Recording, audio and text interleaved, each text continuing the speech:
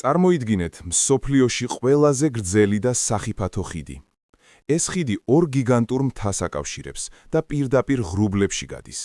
მისი სიგრძე ზუსტად 100 კილომეტრია. ხიდი იმდენად ძველი და სათუთია, რომ მასზე დამონტაჟებულია უზუსტესი სენსორები. ხიდის დასაწყისში კიდია აბრა, რომელიც ყველა მძღოლს აფრთხილებს. ხიდის მაქსიმალური გამძლეობა ზუსტად 30 ტონა. 1 გრამით მეტიც და ხიდი უფსხრულში ჩაინგრევა. ერთ დღეს ხიდთან მივიდა უზარმაზარი სატვირთო მანქანა. სანამ ხიდზე შევიდოდა, მძღოლმა მანქანა სპეციალურ სასწორზე შეაყენა. სასწორმა აჩვენა ზუსტად 30 ტონა. მძღოლმა იცოდა, რომ ეს ზღვარი იყო, მაგრამ სხვა გზა არ ჰქონდა. ტვირთი სასწრაფოდ უნდა გადაეტანა. მანქანა ნელა შევიდა ხიდზე. მძღოლი სუნთქვა შეკრული მართავდა საჭეს. ხიდი ჭრაჭუნებდა, მაგრამ უძლებდა. როდესაც მანქანამ ხიდის ზუსტად ნახევარი 50 კილომეტრი გაიარა, მოხდა ის, რისიც ყველას ეშინოდა. ზეციდან პატარა, მსუბუქი ბეღურა დაეშვა და მშვიდად დაჯდა სატვირთო მანქანის სახურავზე. თქვენი აზრით, ჩატყდება თუ არა ხიდი და ჩავარდება თუ არა სატვირთო ავტომობილი უფსხრულში?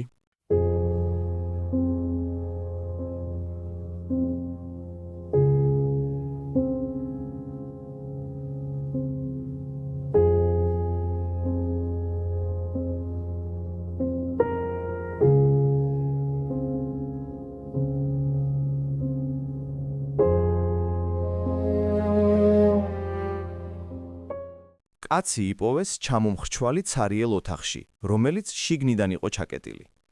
ოთახში არ იყო არც სკამი, არც მაგიდა და საერთოდ არაფერი, რაზეც კაცი შედგებოდა. მხოლოდ იატაკზე იყო პატარა წყლის გუბე. თქვენი აზრით ეს მკვლელობაა თუ თვითმკვლელობა?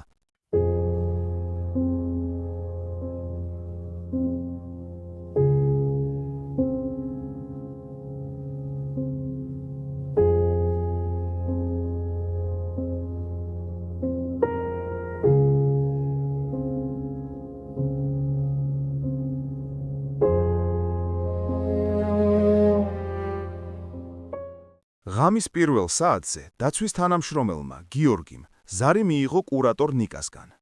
ნიკა ამბობდა, რომ მუზეუმში გაგრილების სისტემა გაფუჭდა და ექსპონატები შეიძლება დაზიანებულიყო. ის მალევე მივიდა მუზეუმში ხელოსან ვანოსთან ერთად. გიორგიმ სიგნალიზაცია გამორთო და ისინი დარბაზში შეუშვა. ღამის 3 საათზე მათ მუშაობა დაასრულეს. ნიკამ სიგნალიზაცია ისევ ჩართო და წავიდნენ. დილით, როცა გიორგი 8 საათზე ყავის დასალევად გავიდა, განგაშის ხმა გაისმა. დარბაზი დარბეული იყო, სამკაულები კი მოპარული. გიორგი ადგილზე 30 წამში გაჩნდა. პოლიციამ ყველა გაჩხრიკა, მაგრამ ნივთები ვერავის უპოვეს. როგორ მოახერხა ქურდმა, ასე უცებ მოეპარა და გაუჩინარებულიყო.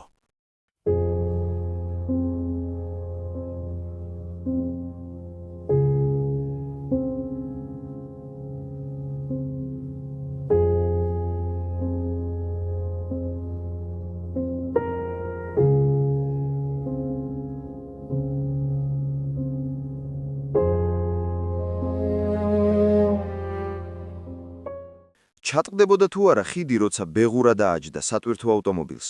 პასუხია: არა, არ ჩატყდებოდა. მიუხედავად იმისა, რომ ბეღურამ მანქანას თავისი წონა დაამატა, რადგან 50 კილომეტრის გასვლის შემთხვევაში სატვირთო უფრო მეტ საწვავს დახარჯავდა, ვიდრე ბეღურას წონა. ჩამომხრჩვალ ადამიანზე თავი მოიკლა თუ მოკლეს, სწორი პასუხია თავი მოიკლა. და როგორ მოახერხა ეს? ის ყინულის ლოდზე დადგა და როცა ყინული დადნა, მისგან იყო წყლის გუბე წარმოქმნილი. ქურდობა 30 წამში ვერ მოხდებოდა. ნიკამ და ვანომ ნივთები მაშინ მოიპარეს, როცა სისტემა გამორთული იყო. დილით კი სენსორი სპეციალურად აამუშავეს, რომ ძარცვის დრო შეეცვალათ.